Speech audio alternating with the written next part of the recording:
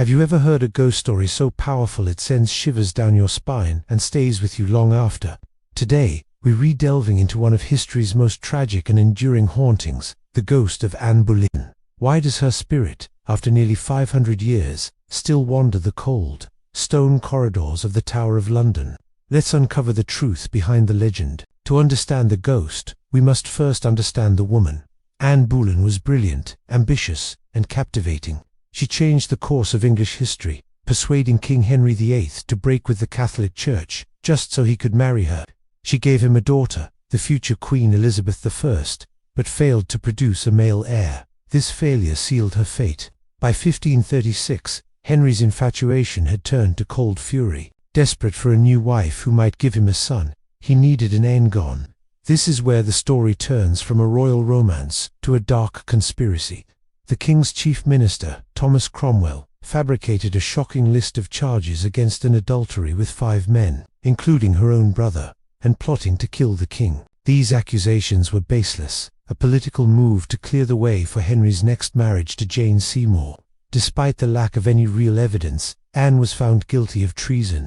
On the morning of May 19, 1536, she was brought to a scaffold within the walls of the Tower of London. In her final moments, she didn't break. Eyewitnesses reported. She was calm and composed, maintaining her innocence and her faith. She even praised the king, a final, strategic act to protect her daughter, Elizabeth. Then, with a single strike from a French swordsman's blade, she was executed. Denied a proper coffin, her body was placed in an old arrow chest and buried in an unmarked grave in the Chapel Royal of St. Peter ad Vincula, right there in the Tower. Henry VIII immediately married Jane Seymour and tried to erase Anne from history. Portraits were destroyed, her initials were scrubbed from palaces, and her daughter Elizabeth was declared illegitimate. But you can't erase a story like Anne's. Her spirit, it seems, refused to be silenced. This is where the ghost stories begin. For centuries, people have reported seeing a sorrowful, ghostly figure, often headless, wandering the grounds of the Tower of London. One of the most famous sightings occurred in the 19th century. A captain of the guard saw a faint light in the locked Chapel Royal. Peering through a window, he was stunned to see a procession of ghostly figures in Tudor-era clothing, led by a woman who resembled portraits of Anne Boleyn. As she approached the spot where the real Anne was buried, the figures vanished. Other guards have reported seeing her drifting across the White Tower, sometimes carrying her head under her arm. Imagine being a sentry on a cold, dark night and seeing that spectral figure glide towards you. Many have fled their posts in terror. She is most often seen near the Queen's house, where she spent her last days, and at the site of her execution on Tower Green. But the Tower isn't the only place she's said to haunt. Her restless spirit seems tied to all the significant locations of her life. At Blickling Hall in Norfolk, her supposed birthplace, her headless ghost is said to arrive every year on the anniversary of her death in a phantom carriage, driven by a headless horseman. Once she reaches the hall, she roams its corridors until sunrise. She's also been sighted at Hever Castle, her idyllic childhood home.